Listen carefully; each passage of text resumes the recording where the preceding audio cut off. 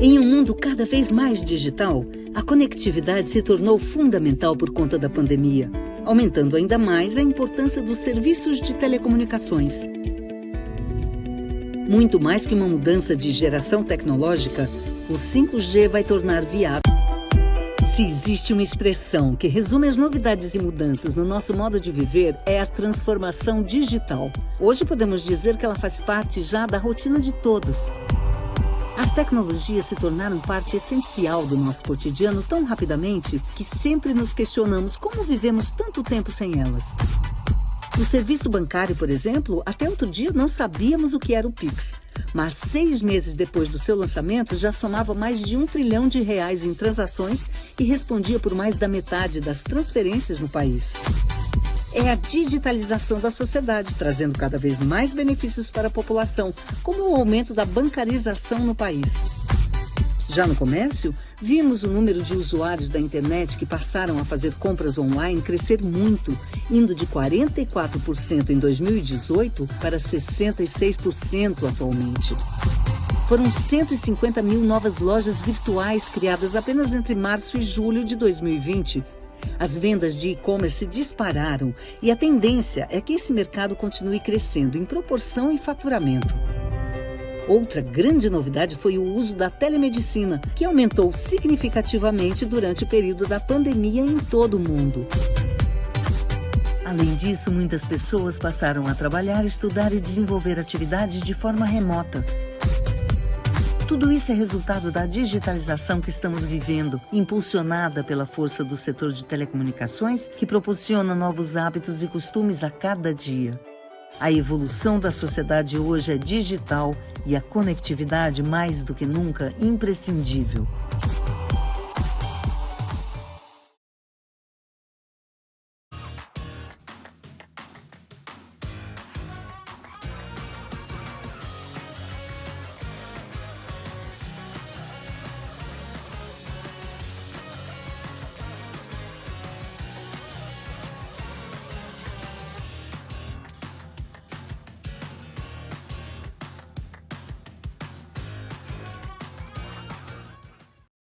Principal motor da economia brasileira, o agronegócio atravessa um amplo processo de modernização, onde tecnologia e inovação não apenas aceleram a produção rural, mas, sobretudo, consolidam o protagonismo do país no mercado internacional de alimentos.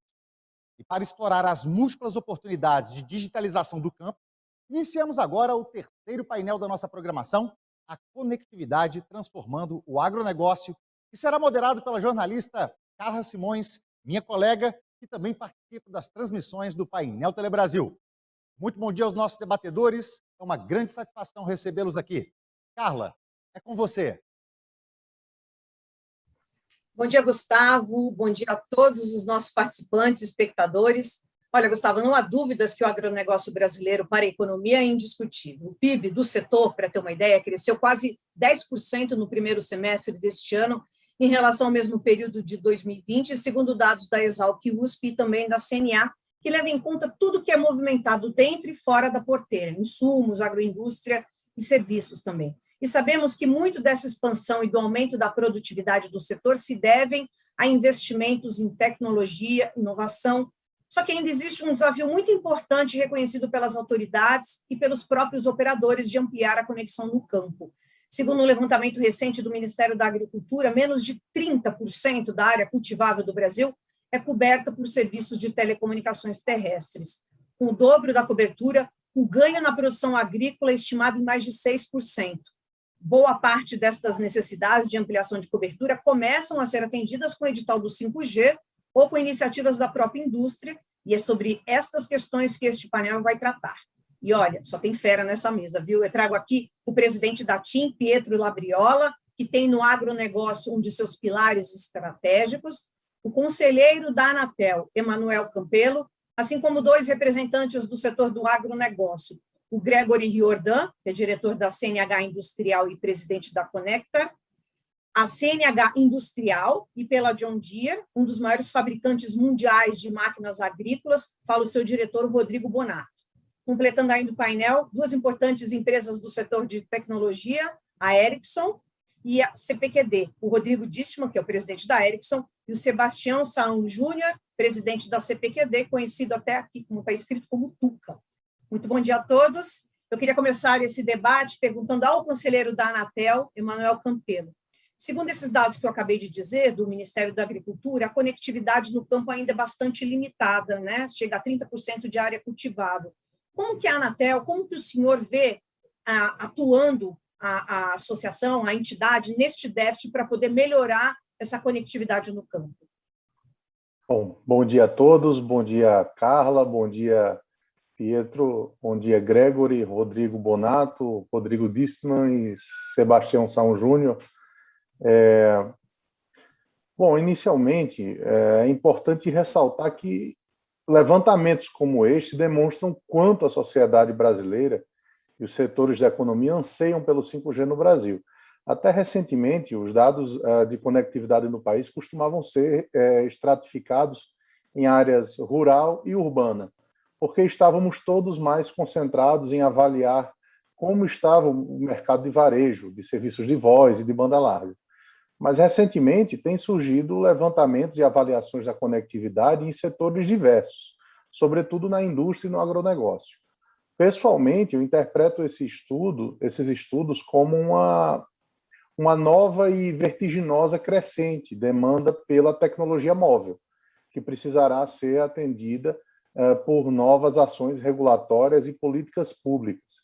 A agência já vem se movimentando nesse sentido há algum tempo, especialmente nas suas regulamentações. As últimas revisões de destinação e condições de uso de espectro, além de efetuarem a destinação multisserviço, ou seja, permite-se, quando possível, que as faixas sejam usadas para voz, dados móveis e fixos e para redes privadas, também têm sido feitas buscando viabilizar os novos modelos de conexão máquina a máquina para as diversas aplicações existentes e previstas. Naturalmente, o chamado edital de 5G será também um grande, talvez o principal vetor de transformação nesse sentido. Pietro, minha pergunta vai para você. Como que a TIM tem avaliado esse mercado do agronegócio dentro das suas estratégias? E por que você entende que as operadoras, de uma maneira geral, não conseguiram viabilizar uma cobertura que atendesse todas as necessidades do agro no Brasil, levando-se em conta que o Brasil é praticamente um continente, né? Exato. O maior problema é que quando falamos do Brasil, talvez esquecemos que tem o tamanho da Europa. Então, tem uma complexidade também relacionada também no território, muito maior, mas já 3 anos atrás nós escolhemos de colocar uma aposta muito importante no agronegócio. Por quê? Você estava falando do número de crescimento deste ano, mas se lembro corretamente, até o 2040 o Brasil tem a ambição de ser o país que vai produzir mais do 50% da comida a nível global. Isso podemos chegar lá somente com um crescimento da produtividade. E o crescimento da produtividade precisa de tecnologia. Então, agora o que está acontecendo? Eu gostaria de dizer que não precisamos de ter o 5G para ter um incremento de produtividade. O 5G vai ser um acelerador. Mas hoje, já com o 4G, podemos permitir de ter um nível de automatização do trabalho no campo muito importante. Nós hoje já cobrimos mais de 7 milhões de hectares. Com a nossa tecnologia 700 MHz, Narrowband IoT, não quero colocar palavra técnica complexa, mas cada antena permite de cobrir até a 100 quilômetros. Mas não quero fugir da pergunta. A sua pergunta foi, por que as operadoras até hoje não cobriram? Eu falei antes no keynote speaker, nós somos empresa privada que tem que encontrar também um retorno no investimento. E talvez era também a tecnologia ser aplicada no campo que não permitia de alavancar a cobertura. A cobertura até hoje precisava porque quem estava no campo poderia ter talvez a possibilidade de comunicar.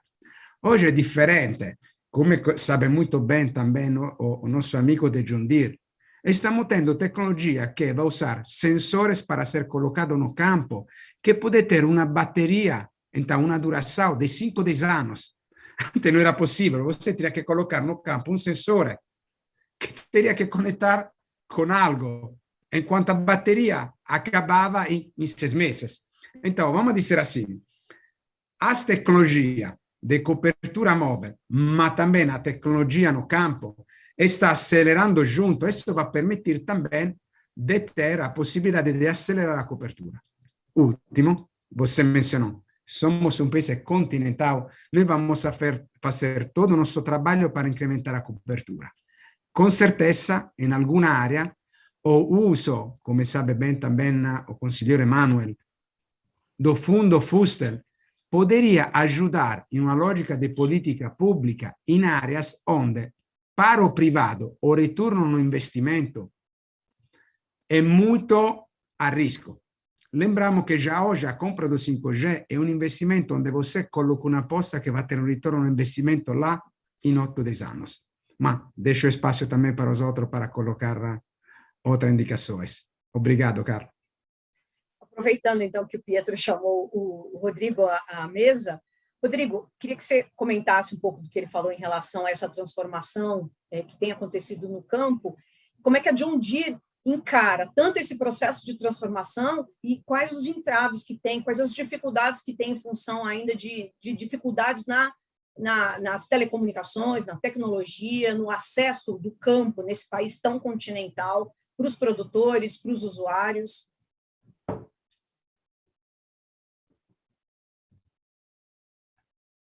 Bom, é um prazer estar com vocês aqui hoje. Vou usar meu tempo mais para responder a tua pergunta, não vou ser repetitivo, mas agradeço o convite e estar num grupo tão seleto quanto vocês.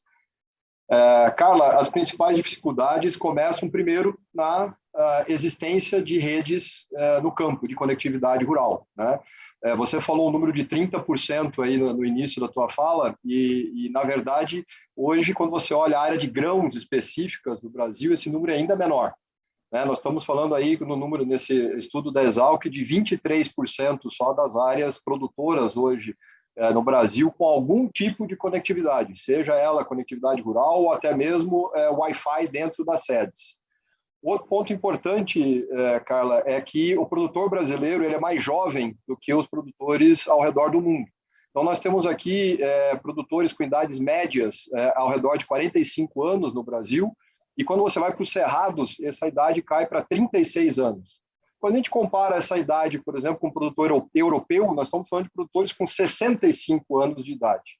Então, esse é um cenário perfeito, né? Porque os produtores brasileiros eles são ávidos à tecnologia, eles usam bem a tecnologia e demandam também das nossas empresas a última tecnologia disponível. Mas aí eles esbarram na disponibilidade de internet. Agora, o estudo também feito, né? No Mato Grosso, eles identificaram que no Mato Grosso apenas 3% da área do estado é coberta por algum tipo de conectividade 3G ou 4G, tá? Das áreas agrícolas. Porém, 89% das fazendas existe internet na sede. Ou seja, eles já têm esse contato, já têm essa intimidade de trabalho com a internet. Então, já existe o uso. E aí vem, então, o segundo grande entrave do Brasil. O produtor tem a necessidade da internet, ele tem o uso da internet, mas ele não encontra, e ele também hoje não encontra plataformas digitais que também sejam amigáveis ao uso na agricultura, plataformas dedicadas ao uso da agricultura. E aí um ponto que o Pietro trouxe muito importante, o custo. Hoje ainda os modelos existentes ainda são que exigem um investimento por parte do produtor. E aí, então, nós da John Deere fizemos um acordo com a Claro e estamos oferecendo uma solução mais democrática aos nossos clientes, chamado Campo Conectado, onde é uma parceria entre duas empresas privadas, John Deere e Claro, entrando com os nossos recursos, né, de localização da nossa rede de concessionários no Brasil, identificando quais são os polos de necessidade de conectividade rural, e a Claro está entrando com investimento, né, investimento 100% feito pela Claro nesse momento.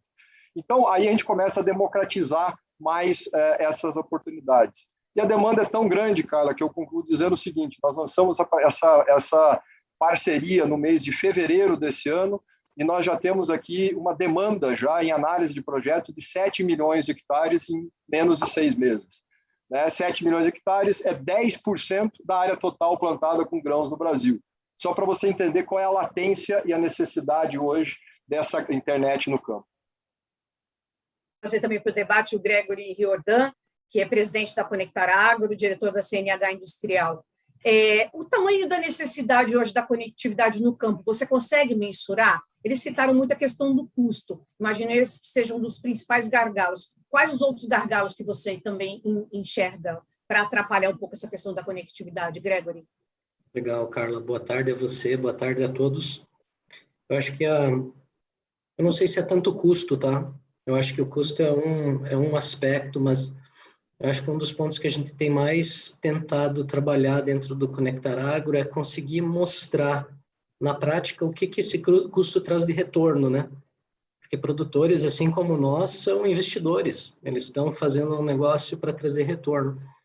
E quando a gente olha o tema de custo, né? E aí eu traduzo sempre isso para a linguagem do produtor. Hoje a gente está olhando isso de 1/4 a metade de um saco de soja por hectare, né? Sei que isso talvez na nossa linguagem aqui não faz muito sentido, mas quando a gente traduz isso nos 6% que tu trouxe no teu discurso introdutório, traz um retorno de 2 sacos. Então, acho que o primeiro grande desafio, Carla e time aqui, assim como qualquer outra tecnologia, é desmistificar, né? O que isso tem de investimento e o que isso traz de retorno. Quando você faz essa conta e você avalia ela num período de 9 meses, que é o tempo que esse retorno vem, ele é uma decisão que faz muito sentido. Então, acho que talvez o primeiro grande desafio, sim, sigo também, acho que quanto menor o custo, melhor, né? Porque isso traz eficiência, mas um dos maiores desafios é desmistificar essa questão do custo e investimento. Depois tem uma série de outras coisas, né? Quando você, na verdade, leva a conectividade para uma fazenda, na verdade, você traz uma solução, mas você cria uns 10 novos problemas, né? O que eu faço com essa conectividade? Como é que eu uso ela da forma mais eficiente? Como é que eu garanto que a minha máquina esteja trabalhando, né? Utilizando todos esses recursos?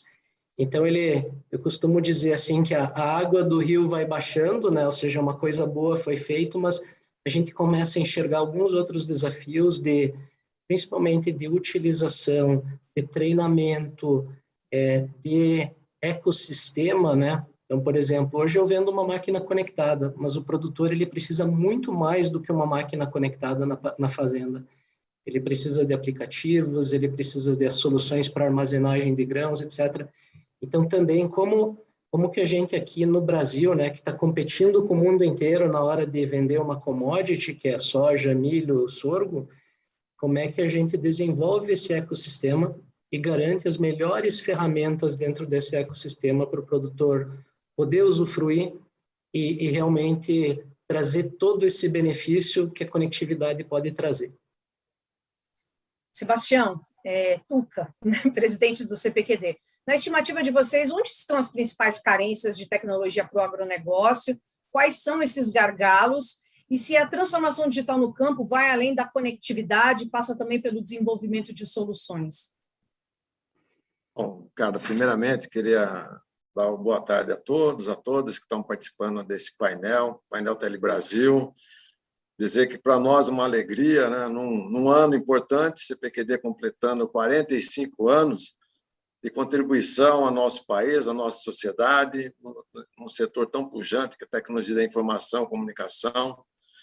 Também dizer que é um prazer aqui participar com esses painelistas. Queria cumprimentar novamente o Emanuel, nosso conselheiro, o Pietro, nosso presidente da TIM, o Gregory Riordan, do Conectar Agro, Rodrigo Bonato, John Deere, parceiro nosso, um abraço, Paulo Herman, o Rodrigo, presidente da Ericsson, e dizer para vocês que nós, CPQD, já há muitos anos, principalmente quando nós participamos lá do Plano Nacional de Internet das Coisas, um programa do BNDES com a MCTIC, na época, nós tínhamos os dois Ministérios das Comunicações, da Ciência, Tecnologia e Inovação juntos, nós vimos que a Internet das Coisas ela podia abrir uma oportunidade para o agronegócio enorme, enorme. E para que ela pudesse ser viabilizada, nós tínhamos que ter a conectividade. Eu estou ouvindo os nossos colegas aqui dizendo do custo, do benefício, nós vamos ter mais uma geração, mais uma tecnologia, mas nós, o CPQD, ao longo desse tempo todo, nós vimos que nós temos, sim, hoje, tecnologias abundantes para esses setores. Você vê que o pessoal está comentando muito do modelo de negócio, do tipo de negócio. O CPQD, ao longo desse período, nós estamos levando para o campo, porque o Bonato colocou bem ali. Hoje, 28% do campo está na mão dos grandes agricultores. E mais de 70% está na mão dos pequenos e médios agricultores. Nós estamos falando aqui dos grandes. O que o Bonato está falando aqui dos grandes. Mas 72% do nosso setor agricultável está na mão dos pequenos e médios. Então, o que nós, do CPQD, estamos levando, além de a gente ter desenvolvido uma plataforma de internet das coisas aberta, onde nós começamos a desenvolver um ecossistema junto a ICTs, junto a indústrias, junto a startups, nós começamos também a levar o aculturamento da digitalização no campo. O que significa isso? É desenvolver para cada região específica qual que é o melhor modelo de negócio para o agricultor. E como nós estamos desenvolvendo isso aí? Através de Living Labs.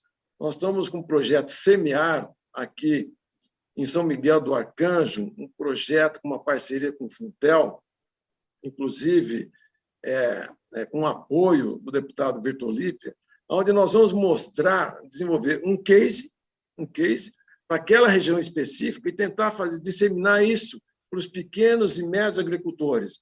E também tentar desenvolver isso para o grande agricultor. Para o grande agricultor, hoje, eu diria que, em termos de tecnologia, ele está muito avançado. Nós temos um projeto aí que nós desenvolvemos com a São Martinho, um projeto que, inclusive, ele permitiu levar mais uma tecnologia de conectividade para o campo, que é o 4G na faixa do 250. Ou seja, nós temos várias tecnologias de conectividade no campo. Agora nós vamos entrar com a geração 5G.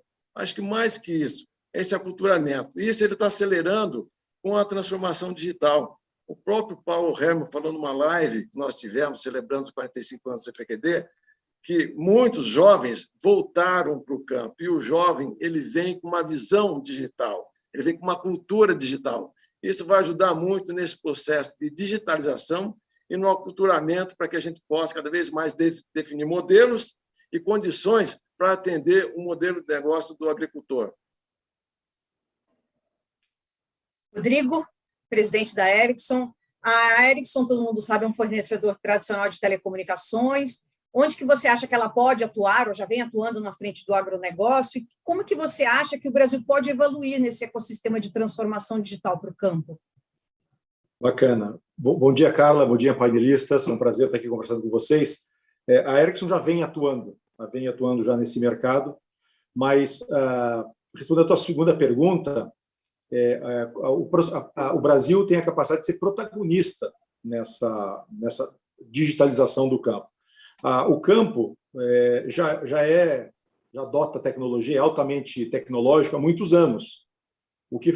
A tecnologia que a Embrapa nos forneceu, que a Case de Holland, a John Deere, outras fabricantes vêm fornecendo, o que faltava é a tecnologia de conectividade. Então, conectividade não fazia parte e o campo está entrando agora. Eu concordo com o Pietro que não é o 5G que vai digitalizar o campo, que inicia. Ele já vem, né? Veio do satélite, veio do 2G, 3G, 4G, existem bastantes use cases, casos de uso nessas tecnologias. O 5G vem acelerar. E ele é composto com outras tecnologias. O 5G, com suas capacidades bastante extremas de levar poder computacional até o campo, porque o 5G não é só alta velocidade e baixa latência, ele também tem a capacidade, através do Edge Cloud, do Edge Compute, de levar o poder computacional que, de outro modo, só estaria nos grandes data centers, nos grandes centros, para o processamento local. A evolução do mercado de IoT, os dispositivos estão evoluindo dia a dia, os dispositivos com bateria de longa duração, as grandes máquinas, os sensores, a indústria 4.0. Então, existe uma evolução que faz com que, se a gente olhar para o que está acontecendo hoje, daqui a 10 anos vai parecer uma feira de ciências de segundo grau. As coisas estão evoluindo muito rapidamente. Aí, respondendo às angústias de retorno do investimento, mais do que uma solução que procura um problema, na verdade, a gente tem que olhar para onde a bola está indo, não onde a bola está. E os ganhos de escalas no IoT, no próprio 5G e as novas aplicações estão só nascendo. Lembrando que o campo não é só o que está da porteira para dentro. Dentro da porteira tem uma série de tecnologias que já estão desenvolvidas e a gente tem inúmeros exemplos. Nós temos uma parceria com a São Martinho também, com a própria John Deere, onde a gente desenvolve uma série de casos de uso usando conectividade, mas o campo está da porteira para fora, na logística, né, nas estradas que escoam, nos insumos. O campo, muitas vezes, ele mistura o caso de indústria, algumas, por exemplo, o caso da São Martinho, é uma indústria, além de ser um produtor. Ele tem casos de indústria 4.0. Então, são infinitos os casos de uso, e esses casos de uso que evoluem é que vão dar o retorno como um todo para essa indústria. Agora, para isso acontecer, você precisa criar plataformas. O Pietro usou no keynote dele esse termo, plataforma. A gente usa muito o termo, eu já ouvi 3 ou 4 vezes nesse painel, ecossistemas, e isso é fundamental. Assim como tem acontecido com as startups no mercado de fintechs, de edtechs, de indústria de logística, entrega de alimentos, existe um ecossistema que inova. No campo também a gente vai precisar desses ecossistemas. E essas plataformas é onde esses especialistas no campo, os desenvolvedores de aplicação, os fornecedores de dispositivos, os fornecedores de máquinas, os integradores de software, as operadoras e a indústria vão se juntar ao redor dessas plataformas para realmente fornecer as soluções que vão dar esse retorno que é tão necessário para que os investimentos aconteçam. Na minha visão, hoje, as operadoras têm em frente de si um desafio de transformação para que elas... Porque, vamos lá, a plataforma não tem dono, ela é um receptáculo de vários atores. E eu acho que as operadoras estão super bem posicionadas para serem esse receptáculo, esse protagonista para fazer essa transformação, sempre pensando em unir o que vários atores vão fazer. A Ericsson, a gente se posiciona junto com as operadoras para transformar e criar essas plataformas de inovação, que nós não sabemos exatamente quais são, mas a gente sabe que são muito promissoras. Assim como a gente não sabia exatamente o que ia acontecer quando o 4G apareceu, e hoje a gente consegue explicar o passado, daqui a 10 anos a gente vai conseguir explicar o passado, mas hoje a gente não consegue explicar o futuro, mas certamente é muito promissor. Eu queria até pegar esse ponto e provocá-los em relação, era exatamente minha pergunta, em relação às oportunidades que se abrem para esse mercado que vocês falaram, de mais de 70% do mercado agrícola são de pequenos e médios, as oportunidades que se abrem para esses jovens, para a criação de startups e soluções que vão vir aí com o 5G, para ampliar a inovação, a conectividade, para transformar cada vez o nosso agro no agropop e no agrotech, né? Que oportunidades que vocês veem para que o Brasil se transforme efetivamente num vale do silício para o agronegócio que é tão fundamental para o Brasil, é onde nós somos protagonistas diante do mundo. Quem quer pegar essa resposta? O Tuca, o Rodrigo? Eu posso começar. Pietro também? Começar, presidente. Pietro, presidente. Começa, eu pego o gancho seu, vai. Muito obrigado. Então, eu, sendo gringo, todas as vezes que vou fora do país, tenho que explicar o que é o Brasil. Porque talvez fora a imagem do Brasil é diferente do que é verdadeiramente o Brasil. Por que estou falando desse assunto? Nós não temos que virar um país digital. Nós já somos um país muito mais digital do resto do mundo. O assunto do fintech, onde temos a maior quantidade de startup no âmbito do fintech no mundo, é um fato. Foi criada uma plataforma, foram definidas regras, e nós tivemos a capacidade, como país, de acelerar, de ir em frente. Por esta razão, nós temos uma população muito mais jovem, somos o país com a maior penetração, seja de social media, mas também de YouTube. São Paulo, primeira cidade do mundo para Uber, Rio de Janeiro, a terceira. Então, e lembro, se você vai verificar qual é o número de unicorn para $1 trilhão de PIB o Brasil é o quarto ou quinto país do mundo. Então, quando vamos a falar da possibilidade de criar um ambiente positivo para fazer o que está acontecendo na fintech, no agro, vai acontecer, sabe por quê? Porque até hoje o que faltava é ter todo o pedaço, porque depois podemos dizer, mas não é que 4 anos atrás você estava com o sensor da colocar no campo com uma bateria de 10 anos. Depois podemos falar, podemos dizer que somos maravilhosos, mas a tecnologia para alavancar o IoT com capacidade em volume chegou agora. Agora temos todos os elementos. Io concordo e vou fazer uma síntese muito rápida. Primeiro, precisamos de ter um ecossistema. O que falou Vinícius, conectar agro. É exatamente o que fizemos junto com outra empresa. Não é somente colocar um cara de equipamento e um operador. Precisa de software, hardware, conhecimento para colocar uma solução turnkey. Segundo, acculturamento. É verdade o que falou também antes sobre o assunto que o Covid trazeu de volta na fazenda o jovem que levou para os pais a tecnologia, acculturamento. Agora estamos trabalhando em um projeto para colocar on-air uma aplicação financiada das empresas para trazer a explicação que também Vinícius colocava do porquê a tecnologia é uma vantagem. Terceiro, a segmentação. Nós falamos do agro como se todas as empresas que trabalham no agro são as mesmas. Nós temos a grande empresa que talvez pode ensinar para todos nós o que é a tecnologia, porque tem consultores talvez também brasileiros fora do Brasil e sabem muito mais que nós. O desafio verdadeiro para os 70% que não são grandes empresas, que são cooperativas, é pequeno. Onde, ainda mais, ecossistema e acculturamento são as palavras-chave. Depois, o que precisa para ter o startup?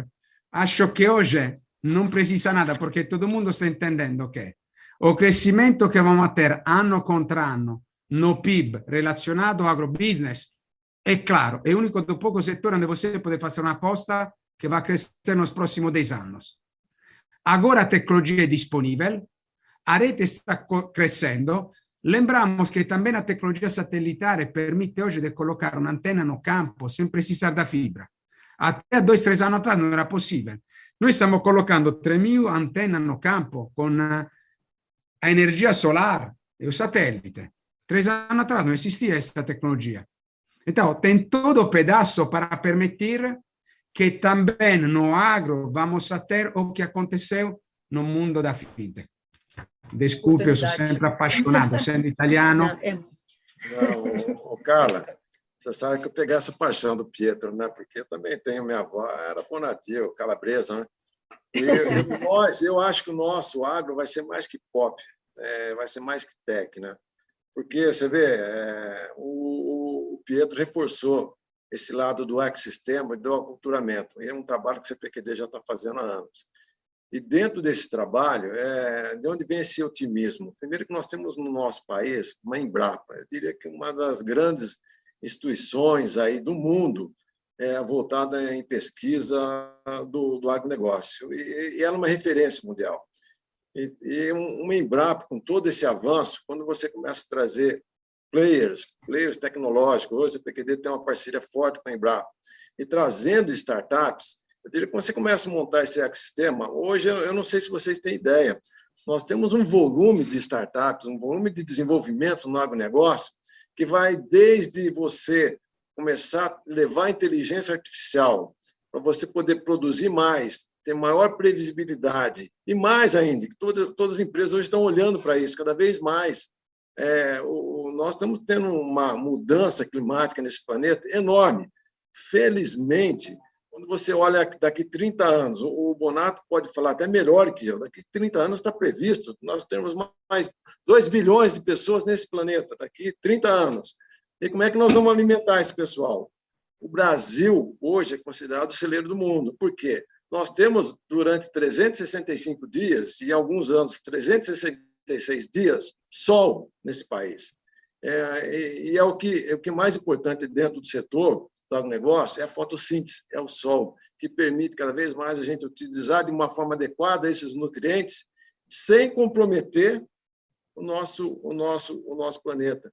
Então, hoje, o CPQD está com startups utilizando inteligência artificial para você reduzir o gás carbônico, para você utilizar melhor os nutrientes, para você... Hoje nós estamos tentando levar uma outra alternativa ao RFID, através da biometria de face do boi. Nós estamos trabalhando com tecnologias para você mapear melhor e ver o quanto a gente aumenta a produtividade. Isso através do quê? Através da inteligência artificial e através do blockchain. São duas tecnologias que o CPQD colocou como diretriz ser hoje o protagonista. E trazendo dentro desse ecossistema cada vez mais startups. Então, nós estamos muito otimistas com relação ao nosso agro. O Brasil, com certeza, vai contribuir para esse crescimento populacional e, mais ainda, com esse crescimento desse ecossistema. E a tecnologia está aí. Mais importante é a gente disseminar esse aculturamento, levar para o pequeno e médio produtor, não só para o grande, essa plataforma de conectividade, essa plataforma de soluções para o campo, buscando cada vez mais previsibilidade, produtividade e mais um planeta e um país sustentável. Então, nós estamos muito otimistas com relação ao nosso agronegócio através desse ecossistema, através das parcerias. Gregory, você acha que é possível pensar em modelos cooperados de investimento em infraestrutura para atender propriedades e áreas rurais, por exemplo, e até indo um pouco no que eles falaram em relação a essas soluções criadas por jovens, por startups? Legal. Eu só queria fazer um complemento, então, começando pelo final da pergunta aqui, Carla. Eu acho que a gente usou muito esse termo agora para logística, mas eu acho que nós estamos na tempestade perfeita para o agro, né? Temos um problema bom, eu diria, né? Nós estamos com um problema bom aqui, porque, como o Rodrigo falou, a gente tem clientes que estão afim, nós temos os melhores profissionais agrícolas do mundo. Eu já rodei, né, vários continentes aqui, quando a gente olha alguns dos nossos segmentos, em grãos, cana, etc., é de tirar o chapéu. Eles estão 5, 6 anos à frente de, né, produtores de outras regiões. Nós temos excelentes universidades, excelentes centros de excelência de toda essa parte de eletrônica, conectividade, etc., e nós temos o mais importante, nós temos um monte de problema para resolver. Então, quando tu junta tudo isso num pacote só, vira realmente a tempestade perfeita aí para desenvolver esse ecossistema, onde tem a chance de desenvolver, de experimentar e de principalmente mostrar resultado, que é onde tudo isso evolui, né? Eu acho que não foi por nada que, né, alguns anos atrás, quando o BNDES fez aquela pesquisa, né, sobre quais seriam as nossas atribuições como país e quais seriam as frentes que a gente deveria investir, o agro ele ficou, né, entre as 3 maiores por causa dessas características. Eu acho super positivo, concordo, né, com o que o pessoal falou. Pode continuar, Gregory. Não, pode continuar. Achei que você tinha encerrado. Pode continuar. Não, tranquilo. Eu queria falar um pouquinho sobre a primeira pergunta, se tu puder repetir ela só para mim. Repito. Um pouquinho, deixa eu me organizar aqui. Só para mim perguntei se é possível pensar em modelos cooperados de investimento em infraestrutura para atender propriedades e áreas rurais. Eu acho que esse é um ponto super importante, Carla, porque hoje, de fato, a gente precisa escolher as nossas prioridades, né? A gente precisa escolher por onde começar e, de fato, nem sempre é assim, mas às vezes os maiores, os que estão mais desenvolvidos, fazem sentido abrir caminho para os demais. Eu acho que esse é o caminho que tem se seguido. Entretanto, a gente tem que olhar que o Brasil, né, o Pietro comentou, tem várias Europas aqui dentro, né? Escolhe a Europa, é super diverso, imagina o Brasil, né? É uma diversidade, é uma situação diferente. Eu tenho um dado, inclusive, aqui, né, que 91% das nossas propriedades aqui, em termos de volume, são abaixo de 100 hectares. Ou seja, são considerados pequenos produtores, né? E aí, quando a gente olha estados como Rio Grande do Sul, Paraná, etc., a gente vê, né, essa situação de produtores menores, produtores de 100, de 500, que não necessariamente conseguiriam viabilizar, né, a instalação de uma infraestrutura que cobre muitos milhares de hectares para sua propriedade. Então, acho que a gente tem que avançar aqui em várias frentes, Carla. Uma delas é a tecnologia ela vem evoluindo todo dia, né? Então, daqui a pouco a gente vai ter tecnologias também para menores propriedades, mas uma das formas de contornar de imediato isso é essa questão da coletividade, né? Como trabalhar junto com cooperativas, pessoas que cuidam dessa coletividade, ou até crowdfunding, né? É uma coisa mais moderna, mas por que não pensar para isso aqui? Para trabalhar de uma forma coletiva para atender uma parte do Estado, um setor, né, específico, ou a área de uma cooperativa. Eu acredito muito nisso. Nós, como Conectar Agro, a gente vem trabalhando nessa discussão de como fazer isso. Não é fácil, tá? Não é fácil, mas eu acredito que vai ser um dos modelos para a gente conseguir chegar principalmente aonde a gente tem produtores de tamanho menor. Vai ser super importante para a gente vencer essa barreira. Vou pegar a pergunta aqui para os dois Rodrigos, que a gente tem aqui, John Deere e presidente da Ericsson. Que tipo de tecnologias que vocês enxergam hoje como mais transformadoras para o campo? Vou começar essa, e aí o meu xará segue aí com a visão da Ericsson. Acho que elas são complementares. Nós temos trabalhado muito, como o Gregory falou, acho que o Pietro também foi muito feliz na fala dele, essas tecnologias complementares, né? Nós do agro temos a visão da necessidade, né? As telecoms têm a visão da tecnologia e de como fazer o modelo de negócios, e fornecedores como a Ericsson e a própria CPQD, né, nessa parceria que nós temos também com a John Deere, também entendem como fazer essa modelagem de sistemas, né, de hardwares e tecnologias, soluções para os clientes. Tem uma parceria muito forte, né, com o Tuca e a CPQD também com a Trópico, oferecendo redes privadas na John Deere. Então, esse ecossistema de opções e soluções para os nossos clientes, né, para a agricultura brasileira, é muito importante.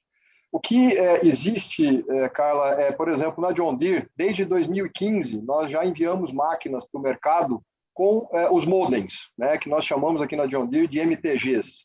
Nós temos, nesse momento, já uma população só no Brasil de mais de 40 mil máquinas que poderiam ser conectadas imediatamente no campo. E nós temos menos da metade dessas máquinas hoje conectadas, e metade dessa metade, ou seja, ao redor de 10 mil máquinas só, fazendo algum tipo de tráfego de dados em tempo real. Tá? E qual é o benefício de você ter, então, todo esse parque de máquinas? O que falta? De novo, a conectividade. Mas ela vindo, nós conseguimos rapidamente desbloquear várias tecnologias existentes no campo. Vou te dar um exemplo aqui para você.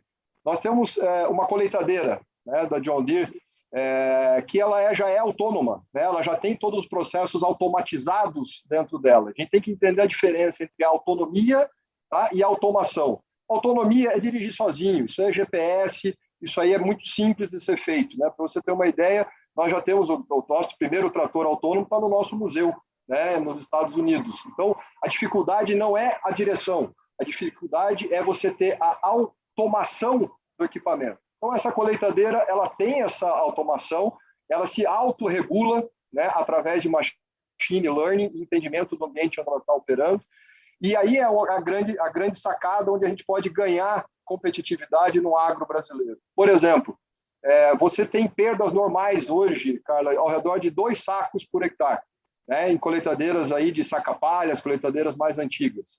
Se você usa a máquina de rotor e usa ela com a tecnologia que a gente chama de Combine Advisor, né, o conselheiro de colheita, essa perda chega a 350 gramas por hectare.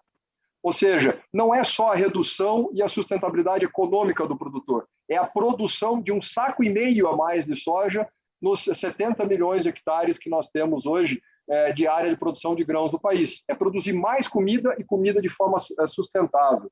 Então, eu acho que o grande desbloqueio que nós vamos ter, Carla, com o 4G, é realmente esse gerenciamento em tempo real. E aí, quando vier o 5G, eu concordo que o 4G ele já é levar a luz para o campo, né? O campo hoje está no apagão. Então, você tendo o 3 e o 4G já é a luz. Agora, com o 5G, nós vamos dar o próximo salto de competitividade, que aí são 3 coisas importantes. Inteligência artificial, tá? A visão computacional, ou seja, você começa a fazer a análise de planta a planta no campo, e não mais de talhão ou de linha de plantio. Isso dá um salto na produtividade muito grande. E o próprio machine learning, que eu já falei, e tudo isso em tempo real, em vias seguras, em vias rápidas de trabalho.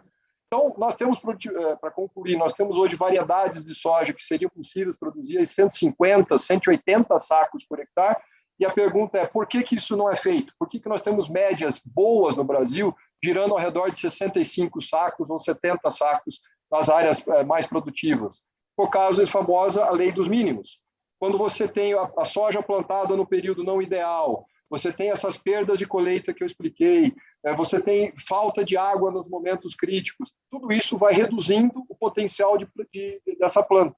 Ou seja, Carla, a primeira grande revolução agrícola do Brasil foi quando a Embrapa conseguiu desmistificar o manejo de solos nos cerrados. Foi ali que o Brasil deu um grande salto na nossa produtividade. O próximo salto é realmente a luz no campo, né? O segundo sol que a gente brinca, que é a conectividade, onde nós passaremos a ter essa maior produção de alimentos e com a devida rastreabilidade.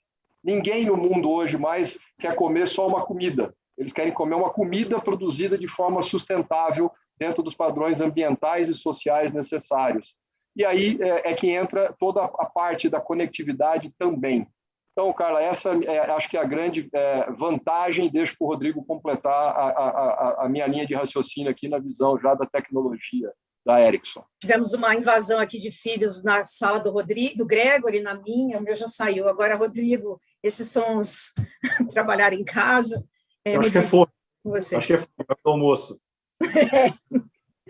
É difícil complementar em cima do Rodrigo, mas é só para colocar alguns outros pontos. Eu acho que mais do que uma tecnologia que vai revolucionar, eu acho que vai revolucionar é um conceito, é uma concepção.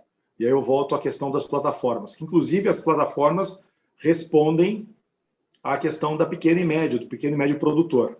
Se você pensar, só para assim, tangibilizar, o meu smartphone é uma plataforma. Ele é várias coisas ao mesmo tempo. Eu não compro ele porque é uma câmera, porque é uma filmadora, porque é uma máquina de e-mail, porque é um tocador de música, porque é uma série de outros, uma calculadora. Ele seria muito caro se individualmente ele fosse cada uma dessas coisas. Não dá retorno ao meu investimento. Agora, porque ele é um monte de coisa e porque principalmente a inovação dentro desse smartphone, ela vem do fabricante do smartphone, mas também vem de milhares de desenvolvedores de aplicativos que usam as capacidades. É isso que vai resolver as questões do campo e vai disseminar a tecnologia. E esse é o grande diferencial do Brasil.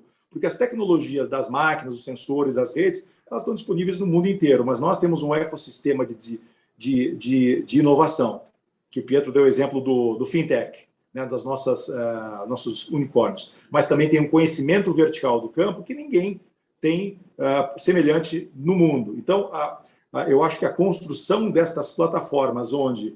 E a plataforma pode ser traduzida como uma app store, ou como um marketplace, onde um pequeno produtor ligado a uma cooperativa tem os seus aplicativos. No caso, um aplicativo de uma granja é diferente do aplicativo de um canavial ou de uma plantação de arroz. São aplicações diferentes e ele vai poder, porque tem acesso a uma plataforma aberta, comprar os apps que lhe interessam e isso viabiliza, inclusive, as redes. Então, a questão da rede cooperada, a gente colocar uma rede que seja dedicada a um grupo de pequenos produtores, ela vai ser atrativa quando houver uma plataforma que dê várias aplicações, assim como o smartphone dá, várias aplicações para esse produtor. Sejam elas um drone, seja ela uma máquina autônoma, seja ela um sensor específico, uma balança, ou mesmo um acesso computacional, inteligência artificial, machine learning, que ele precisa para aquele caso de uso. E eu acho que esse é um pouco do nosso papel, o papel da Ericsson,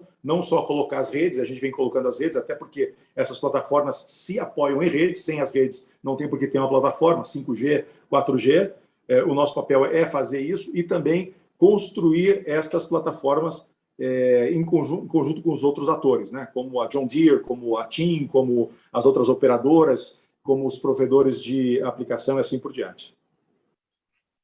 Expectativa de todo mundo, da sociedade brasileira, em relação ao 5G, né? Então, trazer o diretor da Anatel, Manuel Campelo. O senhor acredita que esse leilão sai esse ano? Queria que o senhor trouxesse a sua visão de quanto que o 5G vai contribuir para para o desenvolvimento da nossa sociedade, especialmente aqui no nosso painel sobre agro, assim, queria essas contribuições. Quanto que o senhor acha que o 5G vai ser capaz de promover uma revolução no campo? Perfeito. Não, o leilão sai esse ano, sim. Eu diria que não sair esse ano é o cenário mais improvável. E digo isso com muita satisfação, porque o caminho até chegarmos a esse ponto não foi nada fácil. Mas, embora ele seja chamado de edital do 5G, essa licitação, ela, na verdade, disponibilizará 4 faixas de frequências diferentes. Então, sendo uma delas imediatamente relacionada à implantação do 5G, que é a faixa de 3,5 GHz. As demais faixas variam de ondas baixas até ondas milimétricas e viabilizam uma infinidade de novas aplicações de rede. E cada tipo de faixa possui características diferentes e se mostram mais atrativas para determinadas aplicações. Em geral, faixas mais baixas possuem um maior alcance, mas menor capacidade de tráfego de dados. Essas faixas normalmente se mostram mais interessantes exatamente para a cobertura de grandes áreas com menor densidade, como é o caso do campo.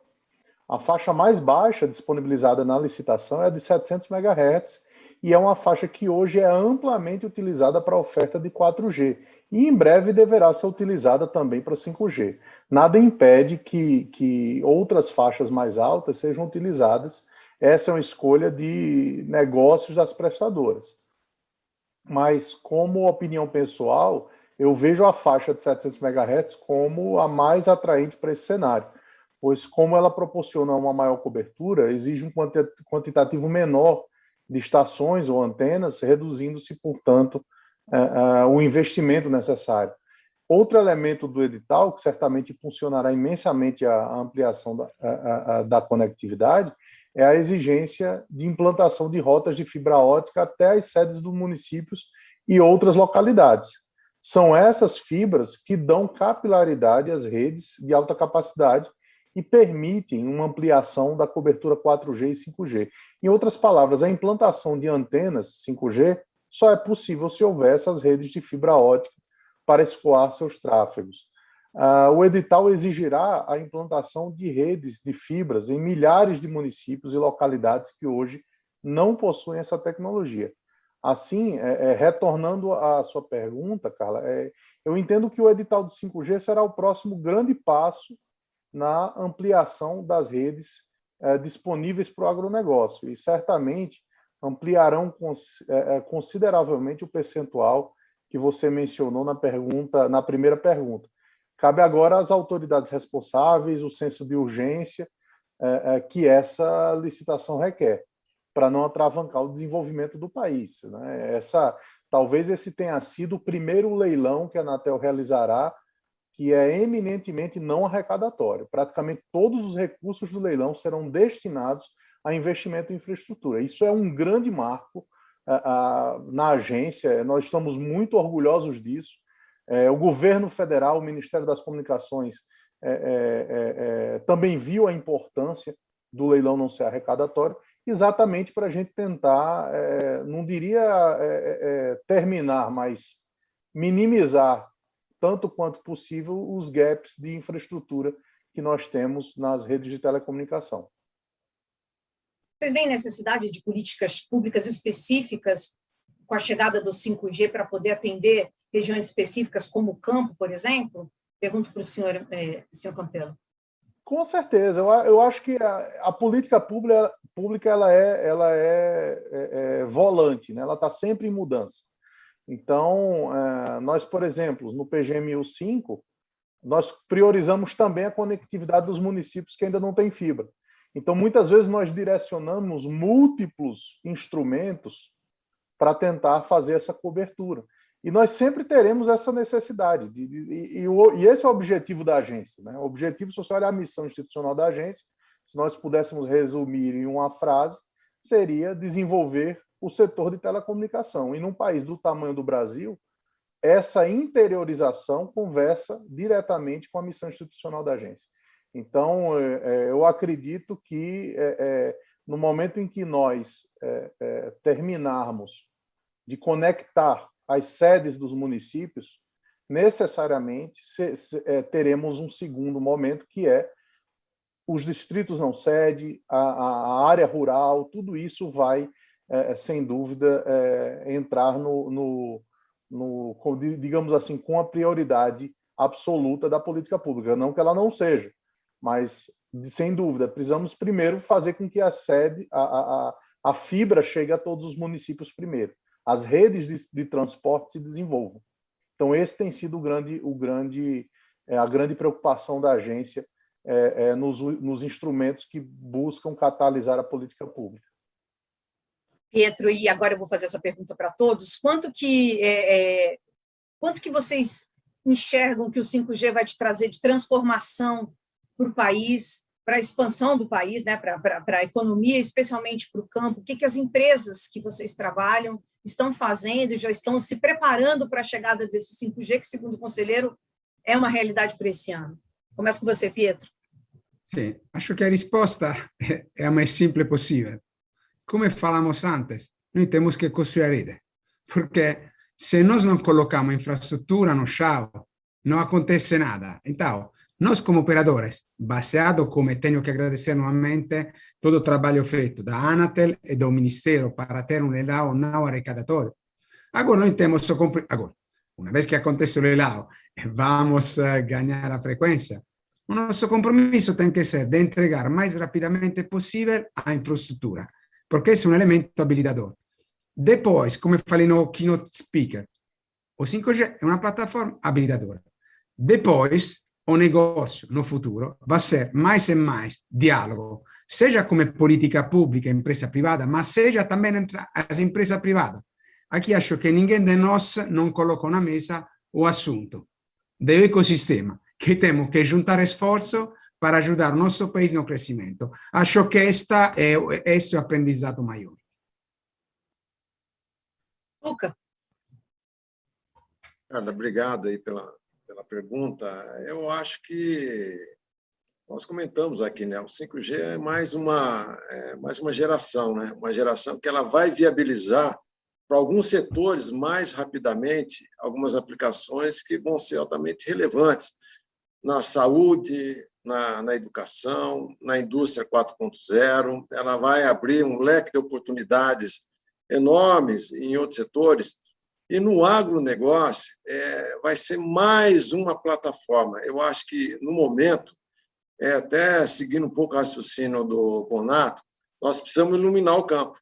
Nós precisamos permitir que o campo possa aplicar todas essas tecnologias que a internet das coisas ela permite, desde que você tenha conectividade.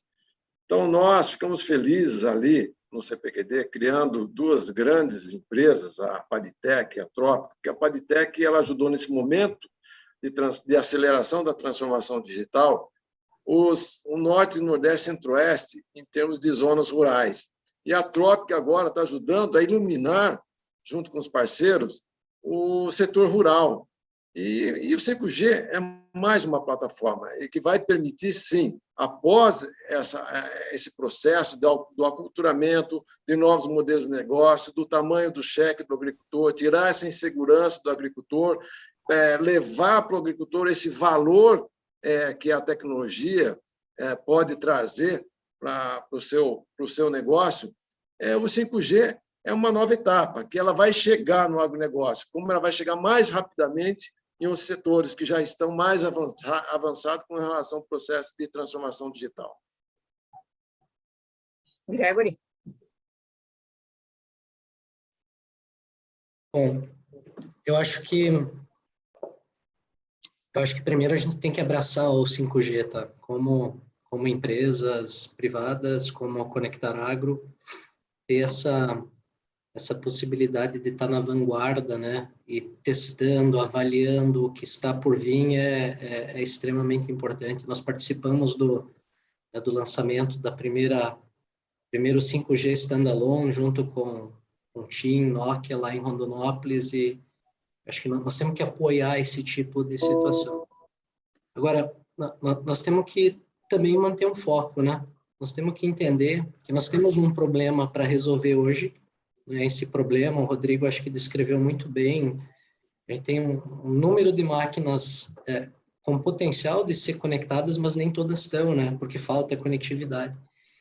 E hoje, quando eu olho para o 4G 700, né, como o Campelo comentou, ele traz algumas características que tornam ele ideal para o agro, né? Então, para mim, o edital do 5G, ele beneficia o agro no momento inicial, muito mais nessa questão de avançar o 4G, né? E não é porque o 4G é melhor que o 5G, mas ele tem características que atendem o produtor hoje de uma forma muito boa. Ele traz a capacidade, ele permite que ele use o celular, além de conectar a máquina à estação meteorológica. E a gente vislumbra, claro, para frente algumas aplicações com máquinas autônomas, com vídeo streaming, etc., onde o 5G vai trazer um benefício, mas ainda o 4G ele pode trazer um grande ganho para a conectividade. Eu fico muito feliz, né, em saber, né, dos detalhes e como isso vai ajudar a avançar através do edital o 4G no campo. Eu acho que a gente tem que manter foco no que nós estamos querendo resolver, de trazer essa solução de conectividade para o campo, de resolver os problemas imediatos, mas ao mesmo tempo não deixar de abraçar o futuro, né? E estar muito conectado com esse futuro, porque no fim a gente tem que concorrer com China, Estados Unidos, Europa, e tudo produz em grão, e nós temos que fazer isso aqui de forma mais eficiente. Dittmar. Rodrigo, Dittmar, está ouvindo? Ouvindo. Bom, a Ericsson está há 97 anos no Brasil e sempre ligada à tecnologia. E todas as revoluções tecnológicas, desde os primórdios da telefonia fixa, passando pelas primeiras redes de dados, as primeiras gerações da telefonia móvel, até agora onde nós estamos, sempre está ligado ao aumento da produtividade e da competitividade do país. Todas essas revoluções tinham esse retorno no investimento. E a partir de agora não vai ser diferente. A nossa missão, e o que a gente está disposto a fazer agora é, primeiro, aumentar o retorno no caso do agro, do produtor rural, que no fundo reflete-se em produtividade. Dado que o tamanho da terra dele é finito, ele tem que extrair mais, fazer melhor daquele pedaço finito de terra. Então, para nós, é criar voltando, criar essa plataforma de conectividade e de inovação para que ele tenha esse resultado no segmento dele. E para as operadoras, que no fundo são nossos clientes diretos, ajudar eles a capitalizar e conseguir o retorno no investimento dessas infraestruturas para investir mais. Quanto mais as operadoras tiverem retorno nos investimentos, levando para o campo também retorno para os seus investimentos, mais elas vão investir em redes e melhor posicionado e mais competitivo o nosso país fica. Então, a nossa missão é essa, é criar essas condições, como vemos criando nos últimos 97 anos, para que os nossos clientes e os clientes dos nossos clientes tenham um aumento de produtividade. Renato, a sua última palavra para a gente encerrar nesse painel. Eu gostaria de resgatar aqui, então, tudo que nós falamos, né? O Tuca foi feliz em lembrar que nós temos que alimentar uma população mundial, né, em 2050, de 10 bilhões de pessoas. E, para isso, não é só o aumento da população, é a necessidade de proteína também dessa população, porque a população, quando ela cresce, ela também cresce em renda, também, principalmente Ásia e África. E nós vamos ter que ter proteína para alimentar todo esse pessoal.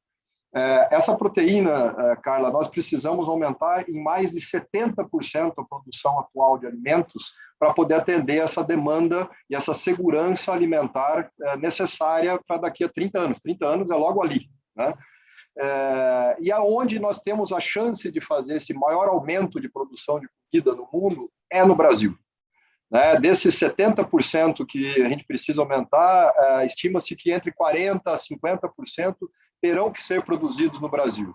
Agora, terão que ser produzidos nas mesmas áreas que nós já temos. Nós não temos uma expansão de área significativa a acontecer. Temos área de expansão acontecer em pastos, mas não é aí onde simplesmente nos pastos vai haver esse aumento da produção agrícola brasileira. Ela vai ter que acontecer em cima da tecnologia. Então, a segunda revolução, Carla, ela vem da tecnologia, e a tecnologia tem que ser, ela tem que ser habilitada através da conectividade rural. E eu acho que são etapas que nós vamos seguir a partir de agora, né? A etapa aí do 3G, 4G iluminando o campo, o 5G ele dá um novo salto, né? A Embrapa lançou um estudo, né, que esse ano nós já chegamos a 300 milhões de toneladas de grãos produzidas no Brasil, e nós vamos chegar a 500 milhões de toneladas em 10 anos, na virada de 2030. Quer dizer, nós estamos fazendo a nossa parte, né? Estamos fazendo bem feito as coisas. Eu lembro quando me formei em agrônomo há 20 anos, a gente falava em produzir 50 sacos, 45 sacos de soja por hectare, era o top. E agora a gente já fala 70, 80 como se fosse normal, né? E nós vamos falar também que vai ser normal daqui a 10 anos produzir 100, 120, né? E aí que vem a importância de toda essa tecnologia no campo para a produção realmente da comida necessária para o mundo e a comida sustentável em 3 pilares, cara. Para o produtor, como o Rodrigo acabou de descrever, ela tem que ser economicamente viável. O Pietro foi muito feliz, todas as vezes ele trouxe esse aspecto de tem que ser um negócio viável, tanto para os produtores quanto para nós, fornecedores da agricultura, né, de tecnologia, mas ela também tem que ser sustentável de forma social. Né? Tudo que você falou na tua abertura, né, de levar o ensino à distância, de levar a telemedicina, e a inclusão digital também é a inclusão social de todas essas áreas agrícolas e rurais do nosso país. E isso tem um viés muito importante no edital agora do 5G, que o Manuel descreveu tão bem para nós, né? Esse aspecto de levar essa capilaridade das fibras para as comunidades locais. E isso vai trazer o quê? Mais educação, mais qualidade de vida, vai começar a ter uma reversão no fluxo migratório das cidades de volta para o campo, onde vai ter emprego, qualidade de vida, né? Então, acho que tudo isso todo mundo ganha. E, por fim, Carla, é a sustentabilidade ambiental. Eu venho insistindo bastante nesses 3 pilares, em todos os eventos que eu vou, porque realmente a conectividade rural ela desbloqueia tudo isso. E o país, o Brasil, ele precisa sair desse discurso reativo de que a nossa agricultura é séria e é sustentável, para um discurso não só na palavra, mas a gente precisa provar que nós produzimos em áreas ambientalmente corretas, socialmente corretas, e a conectividade nos traz isso. E o 5G traz a depuração de tudo isso. Então, eu acredito muito nessas parcerias privadas, como nós temos com a Claro, existe o Conectar Agro, os parceiros como o Ericsson, o Gregory mencionou a Nokia, todos nós estamos imbuídos para que tudo isso aconteça. Eu acho que a Anatel, os órgãos públicos também vêm fazendo a parte deles para que a gente desbloqueie tudo isso. Por quê? Existe demanda dos nossos produtores e existe demanda por comida sustentável no mundo. Então, essa é a mensagem final que eu deixo. Nosso país está no centro desse celeiro mundial e que bom que nós podemos ter o nosso país, a cada 10% que a gente aumenta, Carla, a nossa produção de alimentos, a gente consegue aumentar em 3 pontos percentuais o nosso PIB. Hoje, a balança comercial agrícola é de 28% dentro do PIB. Então, se a gente consegue aumentar em 10%, a gente alimenta mais pessoas e traz mais divisa ao país, traz mais equidade social, emprego. Você vê, é um círculo do bem. Então, realmente, nós devemos focar muito na agricultura. A vocação do nosso país é agrícola e, bom, está aqui todos nós aqui imbuídos em buscar esse crescimento para o nosso país e, como brasileiros, se fortalecer ainda mais no cenário mundial. Rodrigo, obrigada por esse super encerramento. Só mostra que tecnologia e produtividade no campo tem que andar juntas, né? Isso só faz a gente gerar emprego, renda, sustentabilidade. Então, queria agradecer a presença de vocês 6 por esse debate super de alto nível. Espero encontrá-los novamente numa próxima oportunidade. Um bom dia ou boa tarde já, né? Para quem já almoçou, bom dia para quem ainda não almoçou. Então, continuamos com o painel Telebrasil, tem muito mais pela frente. É breve. Tchau. Em nome da Conexis, agradeço imensamente a participação dos nossos convidados e parabenizo a Carla Simões, minha colega, pela excelente condução do debate. Estamos encerrando o 3º painel da nossa agenda, porém, antes de passarmos para a próxima atividade, quero lembrar que a programação do painel Telebrasil aparece em links específicos da plataforma de transmissão. Portanto, ao final de cada sessão, para continuar ao vivo conosco, é importante que você mude desta sala virtual para a janela do próximo conteúdo que aparece aí na sua tela, ok? Eu encontro com vocês em poucos segundos.